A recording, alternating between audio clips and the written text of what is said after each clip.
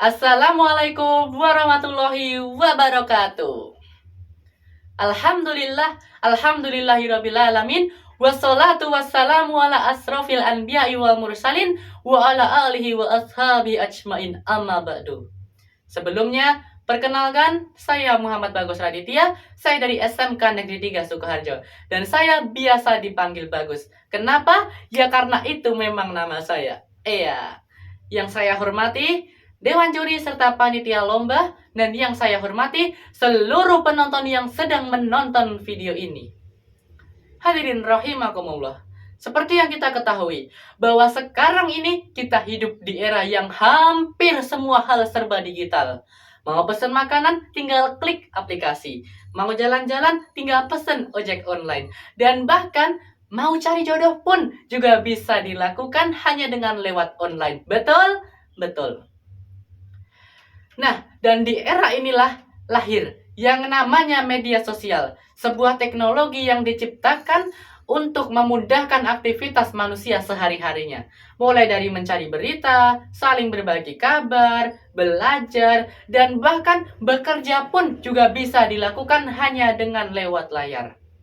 Akan tetapi, di balik kemudahan itu, ada hal yang harus kita perhatikan. Bahwa media sosial ini ibaratkan pisau yang bermata dua. Kenapa? Karena kalau kita gunakan untuk hal-hal yang baik, maka akan memberikan kebaikan. Akan tetapi, kalau kita gunakan untuk hal-hal yang buruk, maka akan memberikan keburukan dan menjerumuskan kita.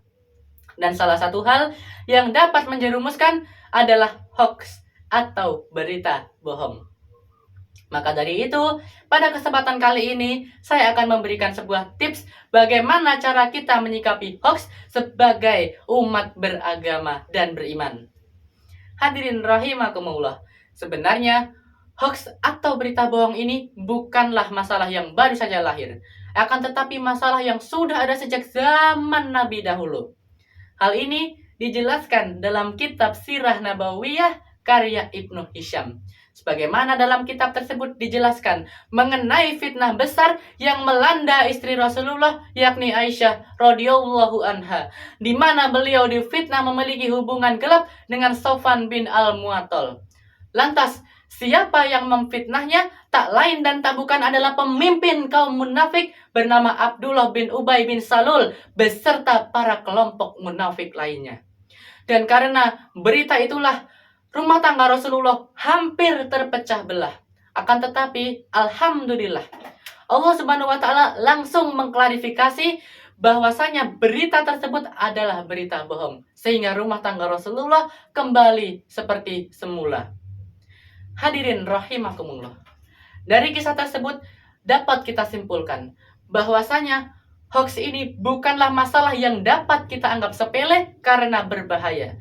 Apalagi di era sekarang ini, di mana berita bohong tersebut sering sekali dikemas dengan kemasan yang manis, disertai dengan judul yang bombastis, akan tetapi isinya sungguh miris.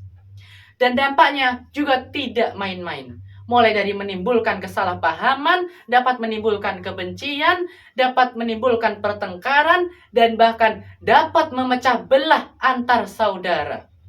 Na'udzubillahi min dzalik. Oleh karena itu, kita sebagai umat yang beragama dan beriman perlu berhati-hati. Jangan sampai jari kita ini lebih cepat daripada akal sehat kita. Lantas, bagaimana caranya? Inilah beberapa cara yang dapat kita lakukan. Yang pertama, tabayun. Allah Subhanahu wa Ta'ala berfirman dalam Quran surat Al-Hujurat ayat 6. A'udzubillahi minasyaitonirrajim. Ya ayyuhalladzina amanu in ja'akum fasikum binaba'in fatabayyanu an tusibu qauman bijahalatin fatusbihu ala ma fa'altum nadimin. Dalam surat ini dijelaskan bahwa kita sebagai orang yang beriman perlu berhati-hati ketika menerima kabar dari orang yang fasik. Kenapa? karena bisa saja berita tersebut adalah bohong. Maka dari itu, janganlah langsung percaya, apalagi menyebarkannya kemana-mana.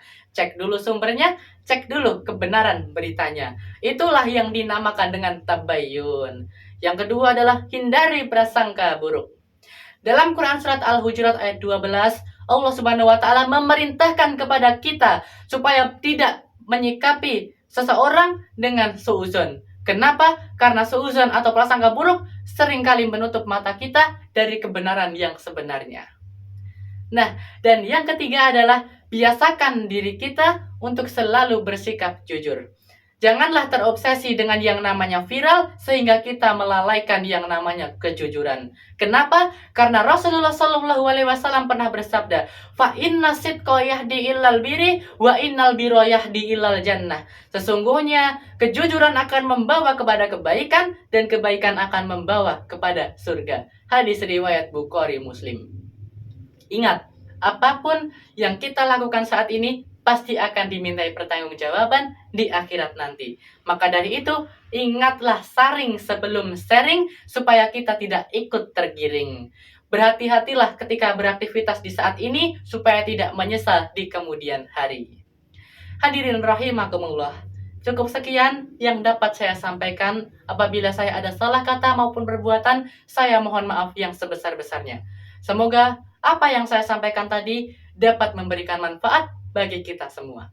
Pergi ke pasar membeli ikan teri. Terima kasih dan sampai jumpa lagi. Wabillahi taufiq walhidayah. Wassalamualaikum warahmatullahi wabarakatuh.